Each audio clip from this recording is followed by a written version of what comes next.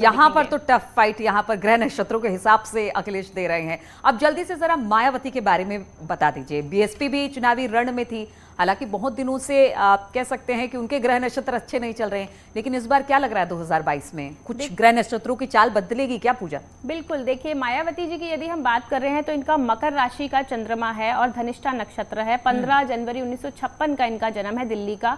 कर्क लगन की पत्री है और चंद्रमा जो है मकर राशि का होने के साथ साथ सूर्य और बुध के साथ स्थित है, और शनि इनका जो है पंचम भाव में वृश्चिक राशि में मंगल और राहु के साथ युति बना रहा है। तो वर्तमान ग्रह गोचर की यदि मैं बात बोलूं तो बुध की महादशा कोई बहुत अच्छा अंदेशा नहीं दे रही है, मजबूत नहीं है, और मंगल और बृहस्पति का समय ठीक ठीक ही जा रहा है। तो अगर हम देखें तो नक्षत्रों की ऊर्जाएं जो ये कह रही हैं कि ये बहुमत में तो आने के कोई भी आसार इनके बहुत ज्यादा स्ट्रांग नहीं दिख रहे हैं, और इतना उत्साहजनक परिणाम भी मुझे नहीं नजर आ रहे हैं। हाँ, लेकिन इनका कंट्रीब्यूशन किंग मेकिंग में जरूर रहने वाला है पार्टी की तरफ से। चलिए नीति, आपके हिसाब से ग्रह नक्षत्रों की चाल क्या कह रही है मायावती को लेकर? क्या 2007 में जब 2007 में सत्ता में आई थी और उसके बाद से फिर वो दोबारा से सत्ता में नहीं आई, 12 हो गया, 17 हो गया, अब 2022 है, कुछ दिख रहा है उनके ग्रह नक्षत्रों की चाल थोड़ी सी बदली है या फिर उसी तरह से? जी बिल्कुल, मायावती जी के जैसे बारे अभी पूजा ने बताया कि शनि का जो गोचर है चंद्रमा के ऊपर, वो कहीं ना कहीं इनकी ऊर्जाओं को क्षीण करता है।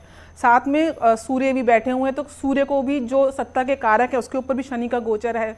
तो ओवरऑल अगर आप देखो तो मायावती जी का एक थोड़ी बहुत मैं उनकी अगेन कंट्रीब्यूशन इज देयर, लेकिन कहीं से सत्ता में आती हुई वापसी करते हुए नहीं दिख रही है। पिछले चुनावों से भी औसत वो परफॉर्म करेंगी, और मुझे लगता है जो सत्ता में आने वाली रूलिंग पार्टी है उसके साथ सहमति के साथ उनको सपोर्ट करते हुए मायावती जी अपने को सस्टेन करने की कोशिश करेंगी यूपी की राजनीति में। पूर्ण रूप से तो क्या, आधे भी कहीं से आने की मुझे को वापसी नहीं दिख रही है उनकी। बिल्कुल, तो एक और कंटेंडर तो मैदान में नहीं है अभी तक, तो अखिलेश और योगी आदित्यनाथ ही दिखाई दे रहे हैं।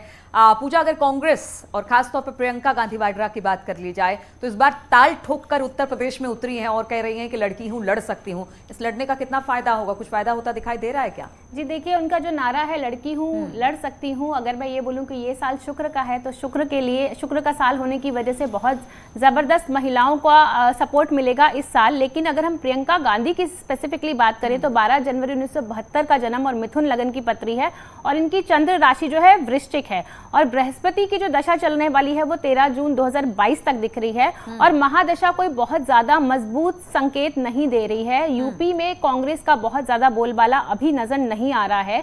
प्रियंका गांधी का जो आने वाला समय है, जो कि 2024 के बाद जो उनकी सूर्य की महादशा आएगी, उसमें कह सकते हैं कि हाँ, उनका राजनीति में बहुत जबरदस्त वापस कमबैक होगा और बहुत अच्छे तरीके से ये परफॉर्म कर पाएंगे। हाँ, लेकिन इस बार दिखाई कुछ ऐसे ग्रह नक्षत्रों की चाल कुछ ऐसा नहीं बता पा रही है। नीति, जल्दी से आप भी प्रियंका गांधी वाड्रा के बारे में बता दीजिए। उनकी शुक्र में बुध में राहु की अभी मार्च तक चलेगी और उसके बाद गुरु की प्रत्यंतर आएगी। और अगर उनकी कुंडली में देखूं, जो द्विस्वभाव राशि है मिथुन राशि, उसमें गुरु जो होते हैं केंद्राधिपति दोष लग जाता है उनको, तो उनकी स्ट्रेंथ इतनी ज्यादा स्ट्रांग नहीं दिखती है।